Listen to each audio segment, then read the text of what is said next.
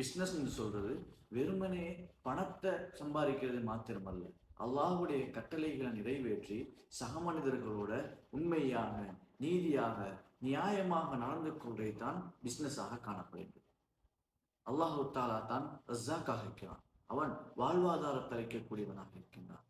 எனவே எங்கள் தேய்க்கக்கூடிய பணமாகிக்கலும், நாங்களுக்கு வரக்கூடிய வருமானமாகிக்கலும், நாங்க பெற்றுக்கொள்ளக்கூடிய லாபமாகிக்கலும், இவை அனைத்தும் எங்களுடைய புத்திசாலித்தனத்தால இல்லாட்டி எங்களுடைய முயற்சியால மாத்திரமல்ல, இவை அனைத்தும் அல்லாஹ்விட்ட எங்களுக்கு கிடைக்கக்கூடிய அருள்களாக காணப்படுகின்றன.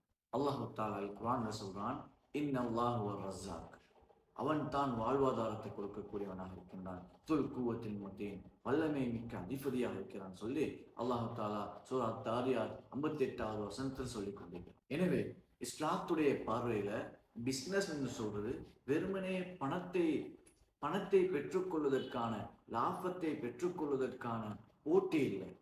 இது அல்லாஹ்வுடைய கட்டளைகளை நிறைவேற்றி செய்யப்படும் பொழுது, தூய எண்ணத்தோடு செய்யப்படும் பொழுது அது இபாதத்தாக மாறுகின்றது.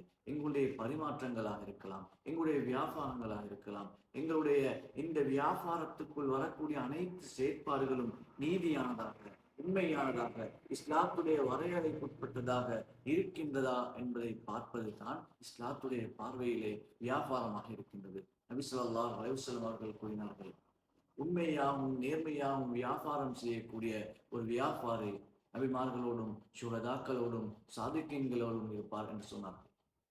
அதே போல நபி ஸல்லல்லாஹு அலைஹி வஸல்லம் அவர்கள் கூறி காட்டினார்கள், மன் ரஷனா ஃபலைஸ மின்னா, யார் ஏமாற்றுகின்றானோ அவன் எங்களை சார்ந்தவர்கள்ல நபி ஸல்லல்லாஹு அலைஹி வஸல்லம் அவர்கள் கூறினார்கள். இமாம் இப்னு தைமியா ரஹ்மத்துல்லாஹி அவர்கள் கூறி காட்டினார்கள், ஒரு மனிதன் தன்னுடைய கடமைகளை நிறைவேற்றிக் கொள்வதற்கும் அடுத்த மனிதர்களுக்கு சேவை செய்ய வேண்டும் என்ற நோக்கத்தோடும் அவன் வருமானத்தை பெற்றுக்கொண்டால், அவனுடைய எண்ணத்தை தூய்மையாக வைத்திருந்தால் அது இபாதத்தாக மாறுகின்றது என்று இமாம் இப்னு தைமியா ரஹ்மத்துல்லாஹி அவர்கள் கூறி காட்டினார்கள். எனவே இஸ்லாத்துடைய பார்வையில் வியாபாரம் என்பது வெறுமனே பணத்தை பெற்றுக்கொள்வதற்கு அதற்காக போட்டியிடக்கூடிய ஒரு விடயம் அல்ல. அவன் மனிதர்களோடு எவ்வாறு நடந்து கொள்கின்றான், அல்லாஹ்வுடைய கட்டளைகள் நபி ஸல்லல்லாஹு அலைஹி வஸல்லம் அவர்களுடைய வழிகாட்டுதலுக்கு உட்பட்ட வகையில் அவன் நீதியாகவும், நியாயமாக, உண்மையாக மனிதர்களுக்கு சேவை செய்ய வேண்டும் என்ற அந்த நோக்கத்தோடு அவன் தூய்மையான எண்ணத்தோடு செய்யப்படும் போது அது இபாதத்தாக மாறுகின்றது.